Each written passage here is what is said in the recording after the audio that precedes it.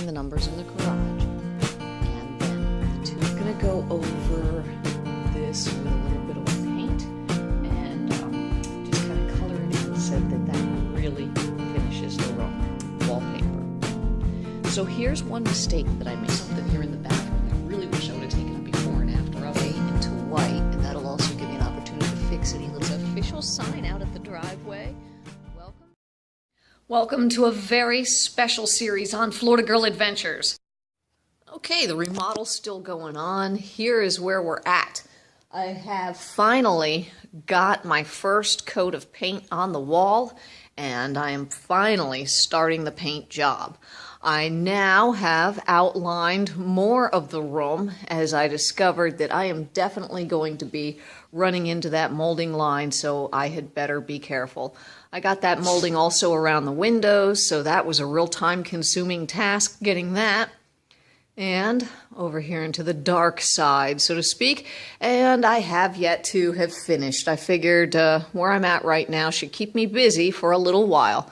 So check this side out right there. That's my currently finished product. However, from the looks of things, when we get up close and tight on it, we're going to end up needing a second coat. You can see right through this, and that's a shame. I'm going to have to give that 2 coats.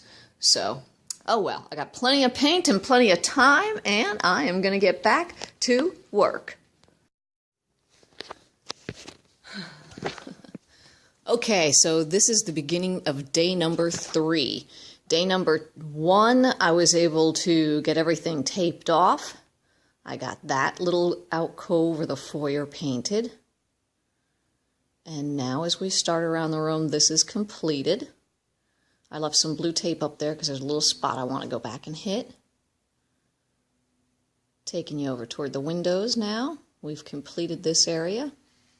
I know that lighting really helps show you the paint color, doesn't it? Picture a nice soft eggshell. It's so much better than this.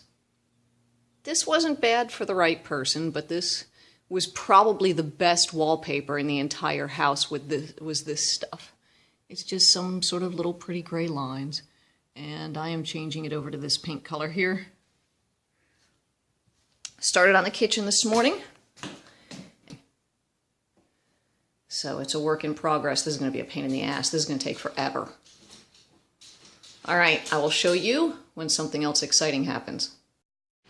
It's the kitchen and today's crazy project. Okay, at this point, I have repainted the walls, and now when you look down here on the floor, what I've got is some really, really ratty looking baseboard, and that's just 16 years of some woman washing the floor and mopping, and it's caused this to get wet and the paint to come off.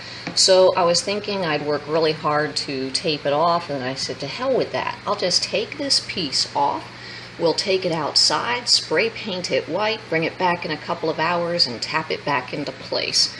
So that is one of this morning's little projects. And once that project's complete, we'll move on into probably caulking or something else fun inside the kitchen for a little while. This is going to look so much better when it's done. I wasn't going to do this until I replaced this ugly old linoleum flooring in here, but the flooring replacement is going to be out a little bit in time. So my OCD won't allow this. This must be fixed now. So I'm going to go ahead, like I said, and take this outside and fix this molding up. Now let's get ready to talk about the kitchen project. This is caulking. So the plan is to get into these lines with a little bead of caulk to just kind of clean it up and make it look a little bit better. See these lines down here? This is some really, really low-end, low-quality tile. But if you clean up this, it sure will look a lot better. So I've also got the same thing going on here on the countertop. I always thought this was a silly design, leaving this groove line right here. Of course, stuff and debris is going to get caught into it. So I have already scrubbed this as scrubbing as I can scrub using the Mr. Clean Magic Eraser, which is a pretty amazing thing. However, this is just yucky looking, and it really takes away from what could be much better looking. Another thing about this really, really low quality, I guess press board is what we would call this. It looks more, when you zoom in on this, it looks more like cardboard. All right, viewers, how am I going to fix this? This is like really thick contact paper. See that? And it lifts up on almost all of the cabinets right in the finger touch area. So here's what I'm thinking. I'm thinking I'm going to run a bead of caulk down that and kind of glue it together. I'm thinking I'm going to do the same for the really high lifted spots also.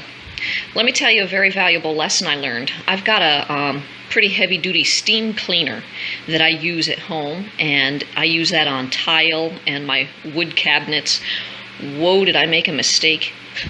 I hit this in the bathroom, went shh, the whole thing just instantly puckered and curled. Whoa.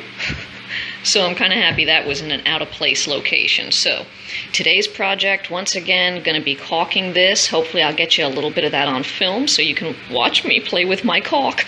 Oh my goodness. And then, oh, the things I say.